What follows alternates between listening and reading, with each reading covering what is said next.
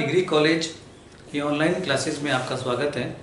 आज हम बीए तृतीय वर्ष विषय आर्थिक भूगोल की पहली कक्षा में आपका स्वागत है, जिसमें हम लोग आर्थिक भूगोल की परिभाषा, आर्थिक भूगोल की प्रकृति, आर्थिक भूगोल का क्षेत्र एवं इसके उपागम एवं विधियों के बारे में जो पहली इकाई में है, पहली यूनिट्स में है, जानकारी प्राप्त करेंगे। तो आप लोग नोटबुक पास में ले लें और नोटबुक में इन चीज़ों को उतारते रहें।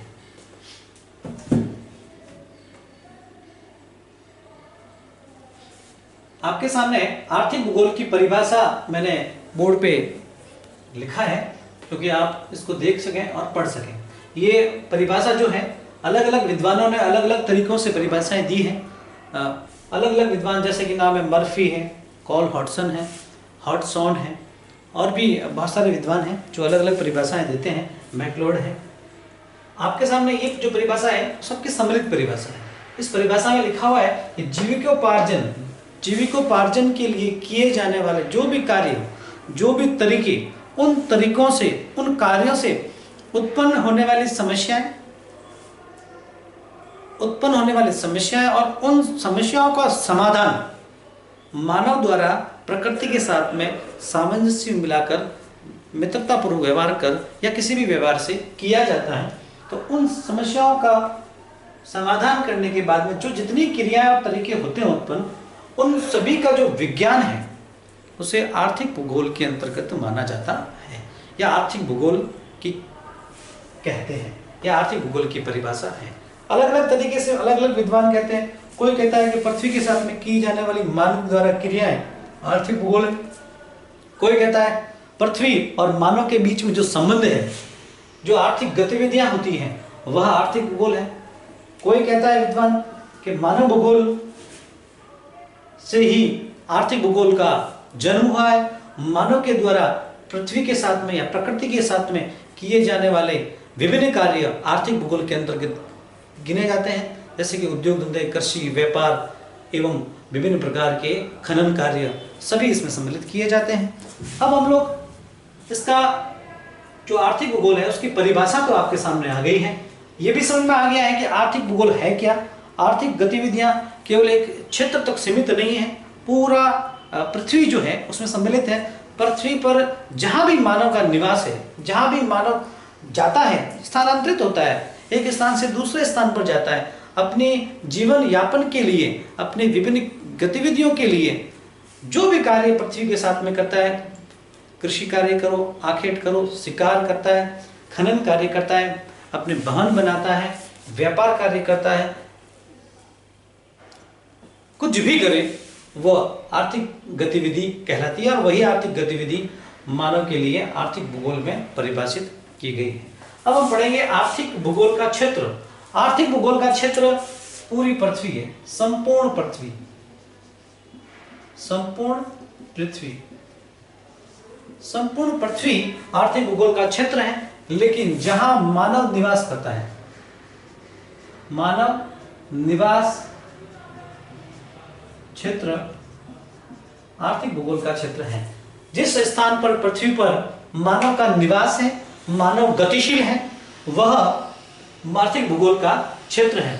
वैसे माना जाए तो आर्थिक भूगोल का क्षेत्र पूरी पृथ्वी है, और पृथ्वी के लगभग सभी स्थानों पर मानव की पहुंच हो चुकी है, और वहां पर मानव अपनी अन्योन्य क्रियाएं, अलग अलग प्रकार की क्रियाएं कर रहा है।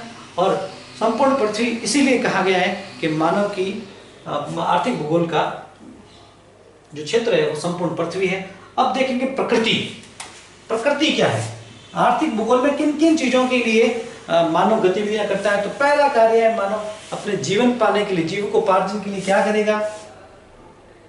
कृषि करेगा। प्राचीन समय में शिकार करता था, कंदमूल इकट्ठे करता था,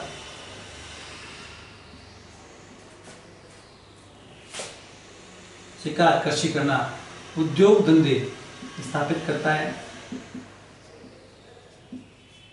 खनन कार्य करता है मानव, व्यापार करता है मानव, आवास बनाता है मानव, वनस्पति, पेड़ पौधे उगाता है, काटता है। ये सभी कार्य जो मानव प्रकृति के साथ में मिलकर करता है और आर्थिक भूगोल के अंतर्गत माने जाते हैं। आर्थिक भूगोल की प्रकृति है। आर्थिक भूगोल में मानव द्वारा जो कार्य किए जाते हैं, कृषि कार्य, शिकार, कंदमूल, उद्योग धंधे, खनन कार्य, व्यापार, आवास, पेड़ पौधे काटना, उगाना, फर्नीचर बनाना और भी अलग अलग प्रकार के खनिजों का दोहन करना, पेट्रोलियम, गैस वगैरह विभिन्न प्रकार के जो कार्य प्रकृति के साथ में यानी पृथ्वी के साथ में किए जाते हैं, वह आर्थिक भूगोल की प्रकृति है। और इन कार्यों में मानव के द्वारा जो समस्या है, जो समाधान, जो प्रकृति के साथ में विभिन्न प्रकार की क्रियाएं होती हैं, विभिन्न प्रकार के कार्य होते हैं, संलग्न औजार होते हैं, सारी विशेषताएं, शोध कार्य सब इसमें सम्मिलित किया जाता है आर्थिक भूगोल के अंतर्गत। वो किसी जापान में हो या किसी भारत में हो, चीन में हो, अमेरिका में हो, पूरा पृथ्वी इसमें सम्मिलित है। आगे बढ़ेंगे हम लोग तो आर्थिक भूगोल की प्रकृति के बाद में आर्थिक भूगोल की विधियां, आर्थिक भूगोल के उपागम। विधियां या उपागम एक ही चीज है। तो विधियां या उपागम कितने हैं? आर्थिक भूगोल में विधियां या उपागम 4 माने गए। कितने माने गए? 4। तो पहली है वस्तुगत। वस्तुगत यानी वस्तुएं कौन कौन सी है? आर्थिक भूगोल में किन किन वस्तुओं का आवागमन पृथ्वी के साथ में मानव द्वारा किया जाता है? तो वस्तुएं बहुत सारी हैं। कंदमूल है, उद्योग धंधे है, खनन कार्य है, ये सारी चीजें, कंदमूल खनन कार्य से जो पत्थर वगैरह प्राप्त होते हैं वो चीजें हैं, वस्तुएं। और कृषि कार्य से जो अनाज पैदा होता है वो है शिकार। शिकार इसमें नहीं आएगा। व्यापार की जो सामग्री आती है वो है फर्नीचर है, पेड़ पौधों से। वो सारी सारी वस्तुगत आवागमन, वस्तुगत विनिमय, एक दूसरे से वस्तुओं का आदान प्रदान मानव द्वारा किया जाता है वो तो वस्तुगत उपागम कह रहा है। उसके बाद में उपागम कह दो या विधि कह दो। प्रादेशिक, मानव किन किन प्रदेशों में आर्थिक क्रियाएं करता है वह इसके अंतर्गत गिने जाते हैं। तो मानव सभी जगह करता है, केवल मात्र जल या पहाड़ी उच्च क्षेत्र है या खदान है, नीचे की तरफ जमीन में बहुत ही गहरी खाई है, तो वहां मानव की पहुंच थोड़ी कम मानी जाती है। लेकिन सामान्य धरातल पर अधिक करता है, मैदानी क्षेत्र में अधिक करता है, नदी के किनारों पर अधिक करता है, और भी जहां उसको सुव्यवस्थित लगता है, रहन सहन की योग्य भूमि होती है, वहां पर मानव ये अन्य क्रियाएं करता है। और प्रादेशिक रूप से वो विधि या उपागम कहा जाता है, वहाँ प्रदेश कहा जाता है। जैसे राजस्थान का थार का मरुस्थल है, जैसे सहारा का मरुस्थल है, वहाँ मानवीय क्रियाएं नहीं हो सकती है, तो वो प्रादेशिक क्षेत्र कहलाएगा कि वहाँ पे मानव द्वारा आर्थिक गतिविधियाँ नहीं की जाती है, बहुत ही कम की जाती है। जैसे हिमालय के ऊपर की तरफ बर्फीला क्षेत्र है, माउंट एवरेस्ट है, वहाँ पर मानवीय गतिविधियाँ न के बराबर हैं, तो वह इसमें सम्मिलित हो जाएगा। और जहाँ पर ज़्यादा है, नदी किनारे हैं, सिटी है, शहर है, तो वहाँ पर जैसे जहाँ अच्छी वर्षा होती है, मैदानी क्षेत्र है, जलोढ़ मिट्टी है, कृषि कार्य अधिक होता है, शहरी क्षेत्र है, तो वहाँ प्रदेश आर्थिक गतिविधियों का प्रदेश कहलाएगा।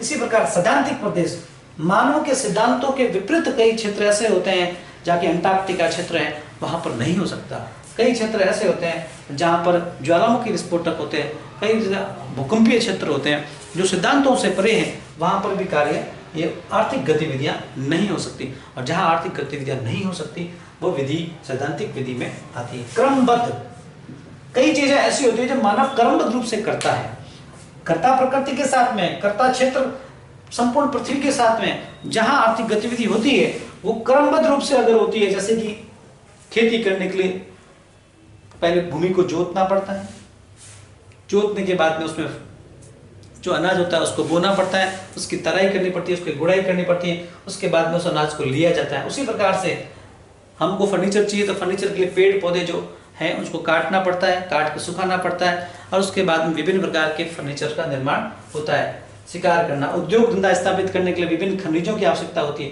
तो खनिजों का खनन करना पड़ता है। तो वो हो गया सारा का सारा क्रमबद्ध रूप से।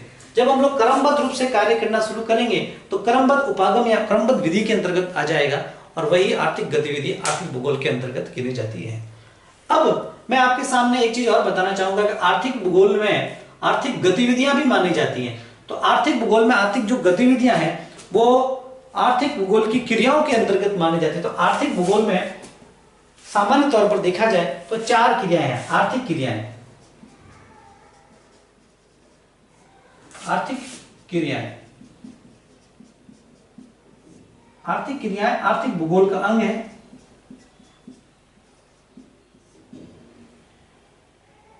आर्थिक क्रियाएं आर्थिक भूगोल का अंग है। तो ये आर्थिक क्रियाएं कौन कौन सी है? तो मानव सबसे पहले प्राचीन समय से ही प्राथमिक क्रियाएं करता आ रहा है।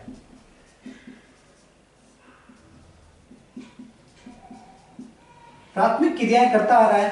प्राथमिक क्रियाएं स्वयं के जीविकोपार्जन के लिए क्या आदमी करेगा? कृषि करेगा,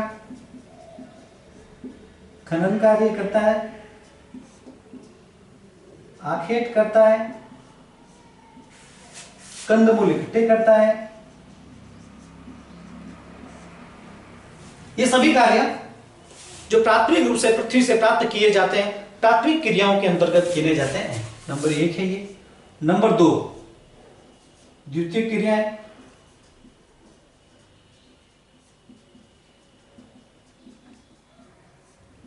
प्राथमिक क्रियाओं को द्वितीय क्रियाओं में परिवर्तन यानी मैन्युफैक्चरिंग, विनिर्माण,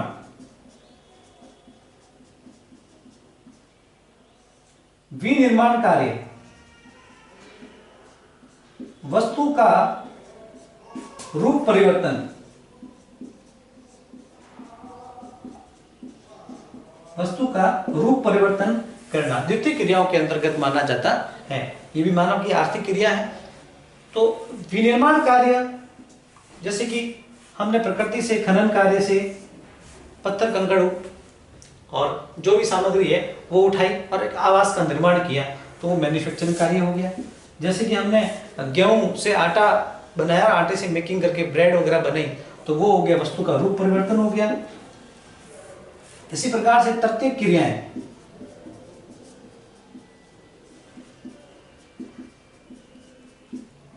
तृतीय क्रियाओं में होगा परिवहन, जो हमने वस्तुएं बनाई हैं,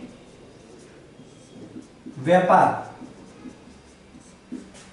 बनी वस्तु को उपभोक्ता तक पहुंचाना,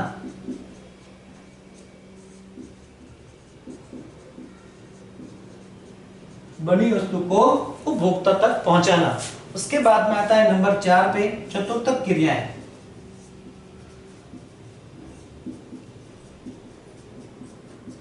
चतुर्थ क्रियाएं सेवा कार्य। चतुर्थ क्रियाओं में आता है सेवा कार्य, जैसे सलाहकार, डॉक्टर, शिक्षक इत्यादि। ये सभी लोग क्या करते हैं? चतुर्थ क्रियाओं में सेवा के रूप में कार्य करते हैं। एक डॉक्टर है जो लोगों की सेवा करता है और लोगों में विभिन्न प्रकार की बीमारियों का इलाज करता है, तो वो सेवा कार्य चतुर्थ क्रियाओं के अंतर्गत गिनी जाती है। एक सलाहकार होता है जो विभिन्न प्रकार की सलाहें देता है, लोगों को एडवाइस करता है, ये कार्य करना चाहिए, वो कार्य करना चाहिए, वो चतुर्थ क्रियाओं में गिना जाता है। और एक शिक्षक होता है जो लोगों को अच्छी शिक्षा देता है, जो एक स्थान से दूसरे स्थान पर उनको भविष्य में लक्ष्य की प्राप्ति के लिए ये किया जाता है। उसके बाद में अंतिम रूप में आएगी पंचम क्रियाएं। पंचम क्रियाएं, पंचम क्रियाएं वे क्रियाएं हैं जो स्वर्ण कॉलर के नाम से जानी जाती है। स्वर्ण कॉलर,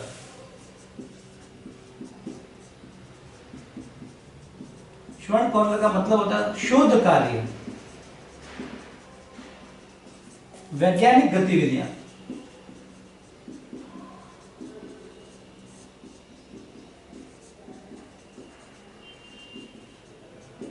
वैज्ञानिक गतिविधियां। आपके सामने पांचों आर्थिक क्रियाएं मैंने बता दी हैं। प्राथमिक क्रियाएं कृषि, खनन, आखेट और कंदमूल इकट्ठे करना। द्वितीय क्रियाएं विभिन्न विनिर्माण कार्य, वस्तु रूप में परिवर्तन करना। तीसरी क्रियाएं, तृतीय क्रियाएं परिवहन, व्यापार, बनी वस्तु को उपभोक्ता तक, जो जिसको यूज करना है उस तक पहुंच करवाना। चतुर्थ क्रियाएं सेवा कार्य, सेवा कार्य के अंतर्गत सलाहकार है, डॉक्टर है और शिक्षक हैं। ये सभी एक दूसरे को ज्ञान की प्राप्ति देते हैं या लोगों के सलाहकार बनते हैं, सेवा करते हैं, वो सारे के सारे चतुर्थ क्रियाओं में आते हैं। पंचम क्रियाएं स्वर्ण कॉलर कहलाती है। शोध कार्य वैज्ञानिक द्वारा किया जाता है। विभिन्न प्रकार की जो बुक्स वगैरह, राइटिंग वगैरह होती है, वैज्ञानिक गतिविधियां जितनी भी होती, प्रशिक्षण जितने भी होते हैं, नई नई नए नए आविष्कार जितने भी होते हैं वो स्वर्ण कौलर पंचम क्रियाओं के अंतर्गत आते हैं। और ये जो आर्थिक क्रियाएं हैं वो भी आर्थिक भूगोल का ही एक पार्ट है, मूल रूप है। ये आर्थिक क्रियाएं जब पृथ्वी पर घटित होती हैं तभी आर्थिक भूगोल का जन्म होता है, और वही आर्थिक भूगोल है, यही आर्थिक भूगोल का क्षेत्र है।